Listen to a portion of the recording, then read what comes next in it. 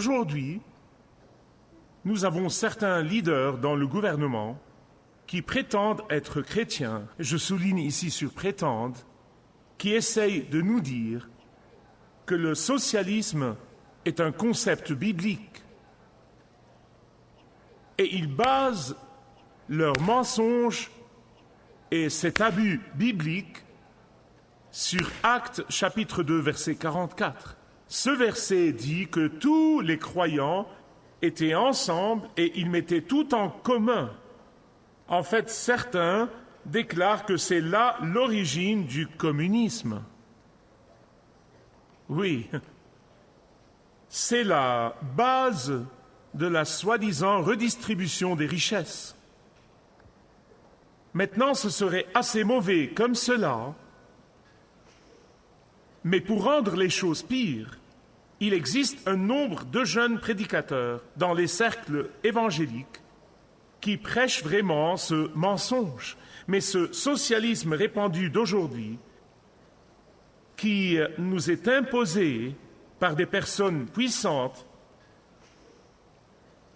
non seulement nous détruira et découragera la générosité sans précédent aux États-Unis, mais il séchera et gèlera le cœur de cette générosité. Ce pays a été la nation la plus généreuse sur la face de la terre. Je peux me tenir debout ici honnêtement et vous dire en détail comment certaines personnes dans cet endroit donnent tellement d'eux-mêmes. Ces individus qui ne donnent pas juste beaucoup d'eux-mêmes aux gens les plus désespérément dans le besoin à travers le monde, mais ils prennent littéralement leur propre temps de vacances pour aller et alléger et aider d'autres. Je me tiens souvent ébahi par la générosité des croyants, de nouveau, pas juste dans cette Église, mais à travers le monde. Et ils font tout ce qu'ils font sans que le gouvernement essaye de l'extraire de force. À cause de leur amour pour Jésus, ils donnent librement d'eux-mêmes. Et cela est biblique. En fait, le socialisme est la façon du gouvernement pour essayer de remplacer l'Église. Ils essayent de faire ce que seule l'Église devrait faire, parce que seule l'Église a le cœur pour faire ce qui doit être fait. Je pense souvent que si ces gens sont honnêtes, s'ils sont vraiment honnêtes, ils devraient être d'accord avec Mao. Mao Tse-tung, le leader communiste de la Chine, a fait une déclaration qui, pour moi, est la vérité absolue. Vous dites, tu références Mao Tse-tung? Oui. Et quand vous l'entendrez, vous serez d'accord avec lui aussi. Voici ce que Mao Tse-tung a dit. Le communisme n'a rien à voir avec l'amour. Mais c'est un excellent marteau pour détruire notre ennemi. C'est la vérité absolue. Maintenant, souvent, je vous préviens, ne prenez jamais un texte hors de son contexte.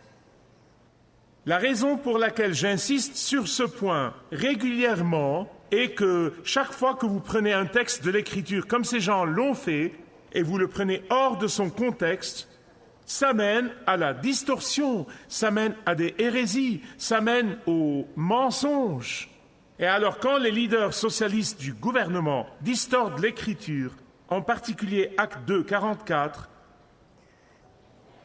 tous les chrétiens informés, tous ceux qui ont été entraînés à mettre le texte dans son contexte, doivent pouvoir se lever et dire « Non, non, non, non, ce n'est pas ce que ce verset veut dire ». Ouvrez à Actes 2 en commençant par le verset 42 jusqu'au verset 47. Je parle de ce thème que nous avons vu à travers cette série de messages, ce thème sur l'importance d'être engagé dans une petite communauté biblique. Je veux conclure, non en partageant mes propres idées et fantaisies, mais parce que la parole de Dieu fait, ce que la parole de Dieu nous montre, ce que la Bible dit de toute communauté qui est une communauté centrée sur Christ, qui est une communauté qui croit en la Bible. Donc, je conclurai ce thème par ce que la Bible fait. Elle peint une image pour nous d'à quoi une communauté croyante en la Bible centrée sur Christ devrait ressembler. Elle nous dit qu'il y a 4 principes essentiels. Il existe certains éléments que toute communauté doit avoir pour être appelée une communauté de Jésus. Maintenant, verset 42, commençant par le verset 42 jusqu'à 47, d'accord ? 1, 2, 3. Il persévérait dans l'enseignement des apôtres, dans la communion fraternelle, dans la fraction du pain et dans les prières. La crainte s'emparait de chacun.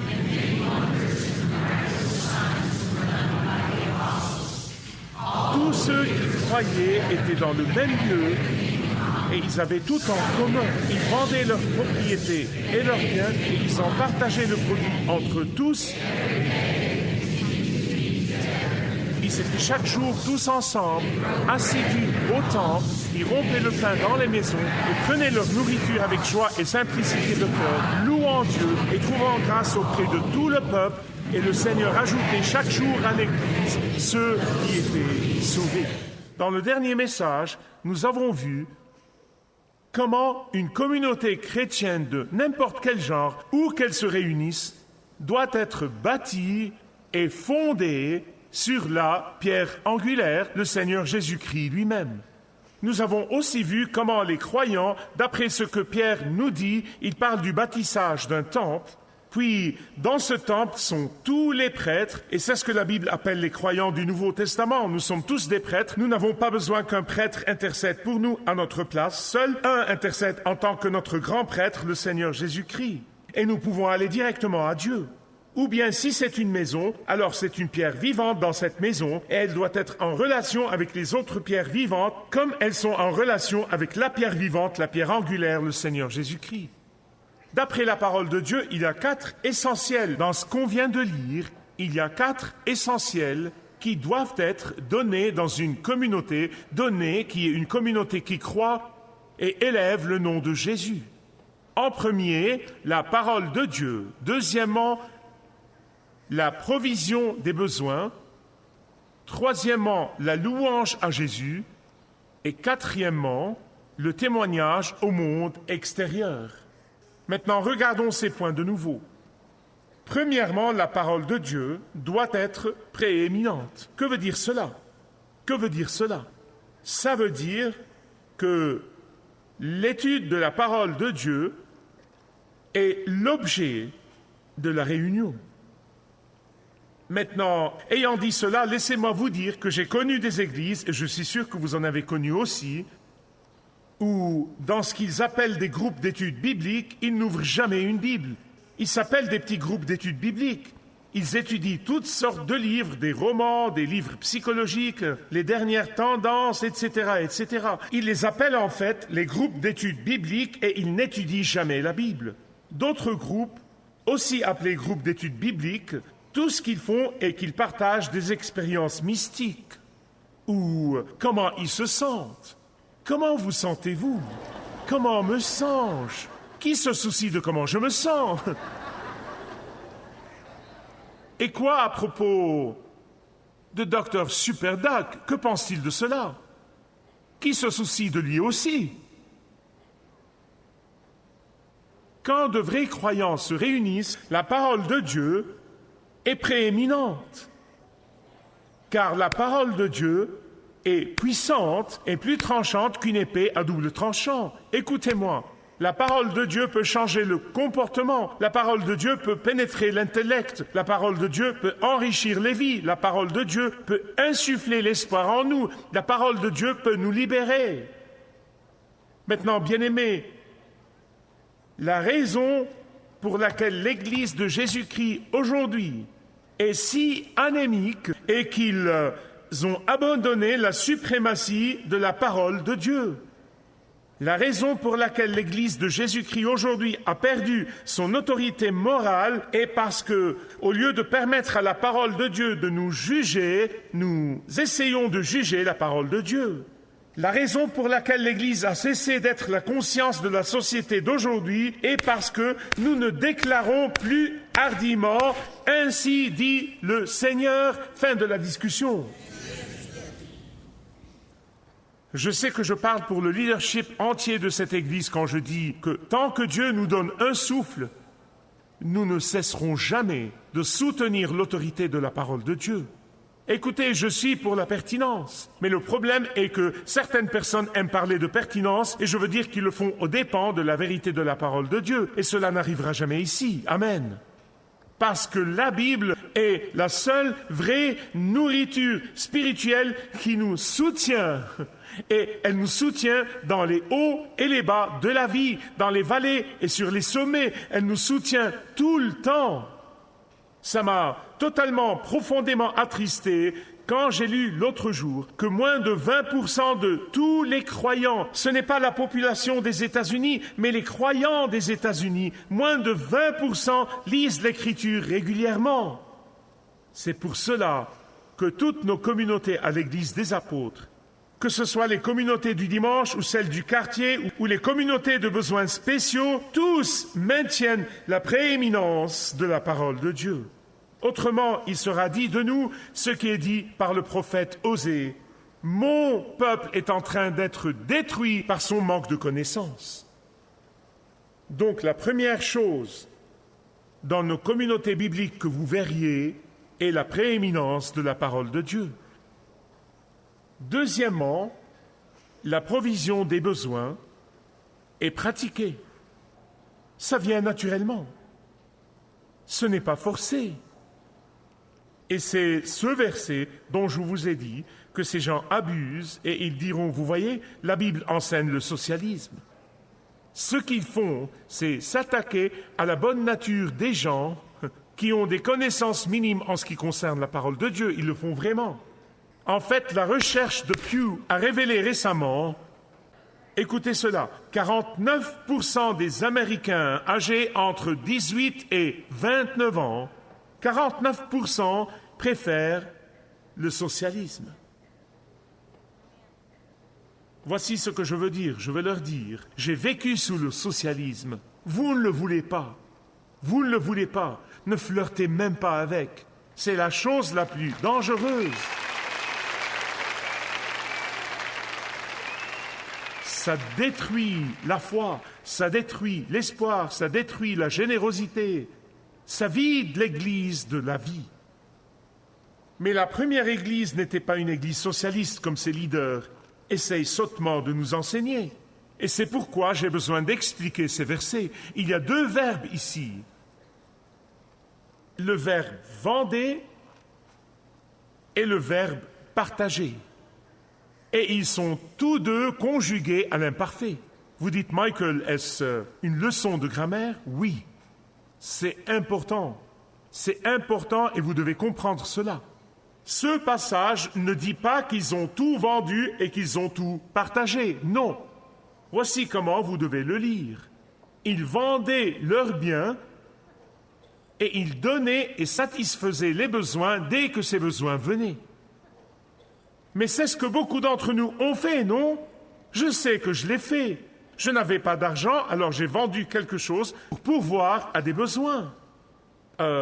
Je sais que beaucoup de croyants le font. Quand ils voient un besoin et alors ils n'ont pas d'argent, ils vont et vendent des actions ou des biens ou quoi que ce soit d'autre. Certains vendent même leur héritage de famille afin de sacrifier et donner pour pourvoir à des besoins. Et c'est exactement ce que ce passage signifie. La seconde chose que je dois vous dire, que vous devez comprendre à propos de ce verset est cela. Leur don était volontaire ou volontairement. Voici la vérité. Quand le don devient obligatoire, il gèle le cœur du donneur. Il le fait vraiment. L'idée du gouvernement concernant la redistribution des richesses détruit l'amour, il détruit la générosité et crée le ressentiment. Quand le don est forcé, il ne nuira pas uniquement au donneur et à son attitude, mais il nuira au récepteur aussi, encore plus. Qu'est-ce qui nous motive à donner? Écoutez-moi. Qu'est-ce qui nous motive à donner et à pourvoir aux besoins? Certains de nous donnent jusqu'à ce que ça fasse mal. C'est entre nous et Dieu. Nous donnons parce que nous voulons être des imitateurs de notre Seigneur Jésus-Christ.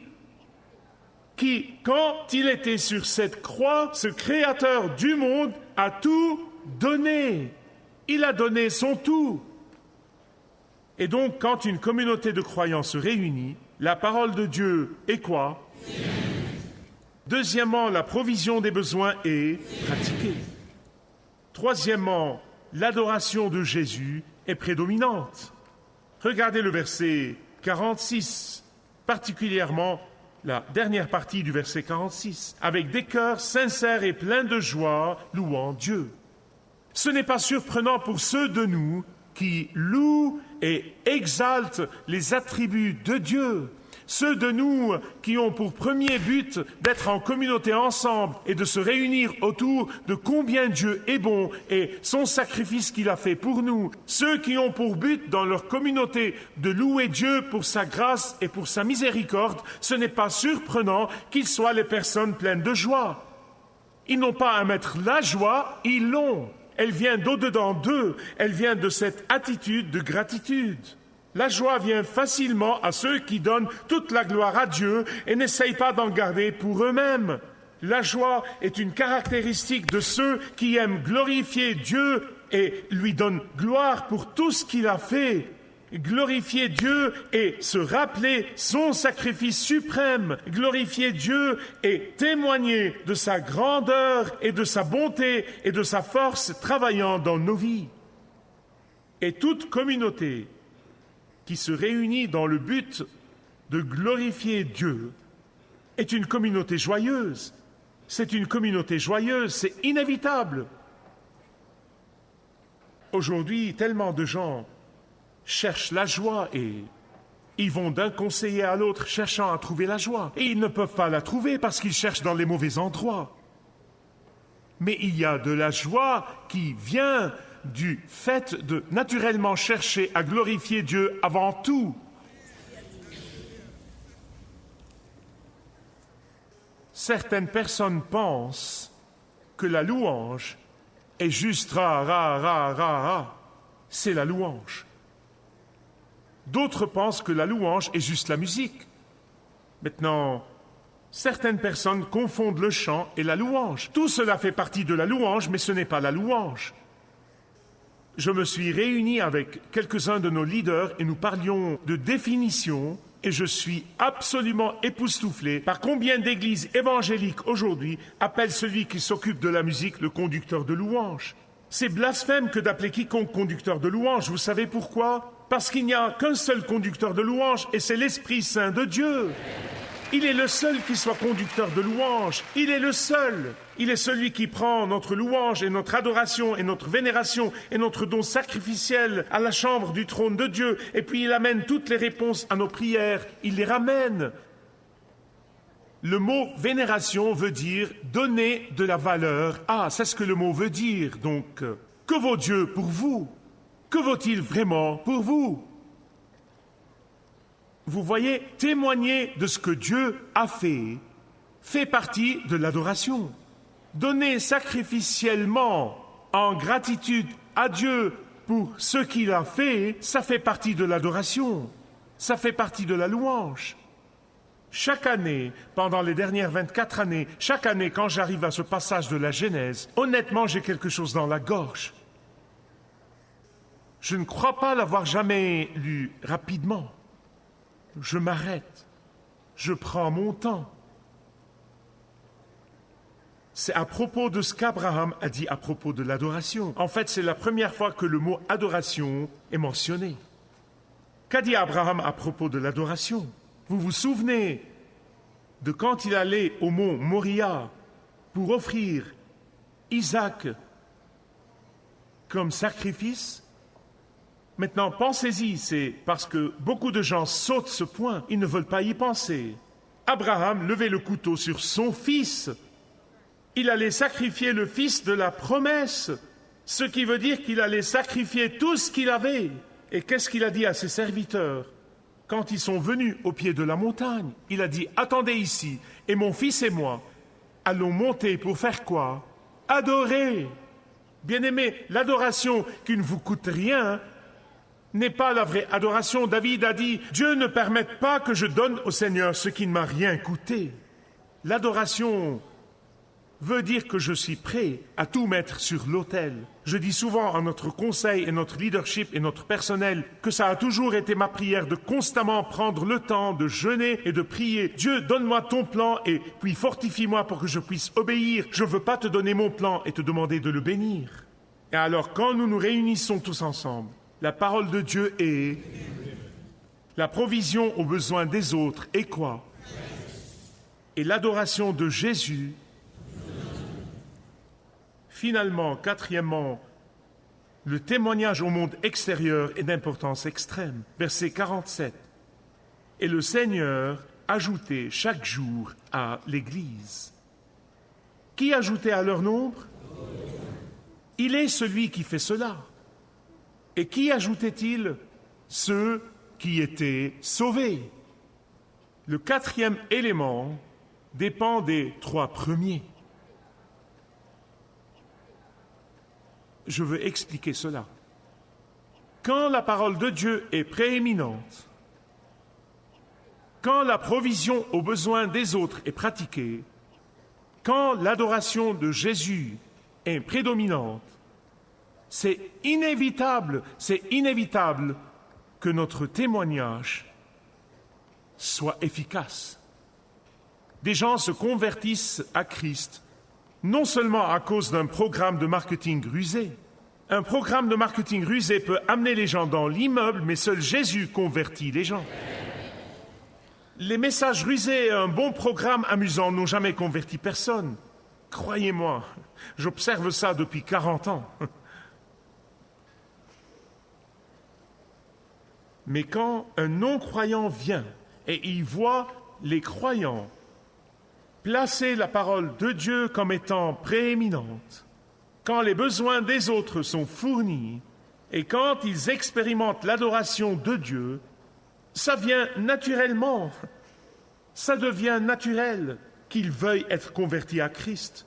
Ça coule vers le monde extérieur quand on va vers les non-croyants et parce que quand les non-croyants viennent voir ces trois choses, ils sont convaincus dans leur cœur, je veux faire partie de cette communauté. C'est ce que Paul dit dans 1 Corinthiens 14, c'est ce qui arrive. Vous venez et vous les voyez et après, vous voulez être comme eux. Je sais qu'il y a certains groupes et certaines personnes qui pratiquent peut-être ces trois premiers, mais ils veulent garder leur groupe en tant que communauté fermée. Ils veulent que ce soit une réunion sainte. Un club bénis-moi. On ne veut personne ici. Écoutez-moi bien, la raison pour laquelle nous appelions les groupes cellules auparavant est que la cellule grandit. Et quand la cellule grandit, elle se multiplie. Et c'est comme ça qu'un corps grandit. Et alors que vous soyez impliqués dans les communautés du dimanche ou les communautés à la maison ou quelle que soit la communauté, vous devriez accueillir les gens comme ils viennent et se convertissent à Christ. Vous grandissez et vous vous multipliez et vous divisez en deux. Je prie que chaque année nous nous divisions en deux groupes jusqu'à ce que nous ayons des centaines de groupes d'églises du dimanche. Parce que c'est comme cela que ça doit marcher. Quand la parole de Dieu est prééminente, la provision des besoins est pratiquée et quand l'adoration de Jésus est prédominante, ceux qui ne sont pas sauvés seront convertis. Dieu utilisera toujours des enfants obéissants. Il le fera. C'est impossible de véritablement pratiquer ces trois choses sans que la quatrième ne soit pas ajoutée en bonus parce que le Seigneur est celui qui l'ajoute. Je veux vous dire une histoire vraie pour vous encourager à comprendre que quand ces trois choses arrivent, Dieu fera le reste. En l'an 1937, des missionnaires ont été forcés d'abandonner une certaine région en Éthiopie appelée Walamu. En ce temps-là, quand les missionnaires ont été forcés de partir, leur nombre de croyants dans leur petit groupe était 48 en tout. Et ce groupe a pratiqué la prééminence de la parole de Dieu, la provision aux besoins et l'adoration de Jésus et de Jésus seul. Après le départ des missionnaires, la persécution s'est accentuée et certaines de ces chères 48 personnes, certaines d'entre elles, ont fait face au martyre et sont mortes. Mais 5 ans plus tard, quand ces missionnaires ont été autorisés à revenir, ils ont trouvé 10 000 croyants. 10 000 croyants. Je prie que des centaines d'entre vous diraient « Je ne veux pas venir à l'église devenir un auditeur professionnel de la parole seulement, sans être une personne d'action. Je veux être impliqué dans une communauté, je veux servir, je veux faire partie d'une communauté chrétienne. » Et c'est notre prière que ce soit l'année dans laquelle des centaines de vous prendront cette décision.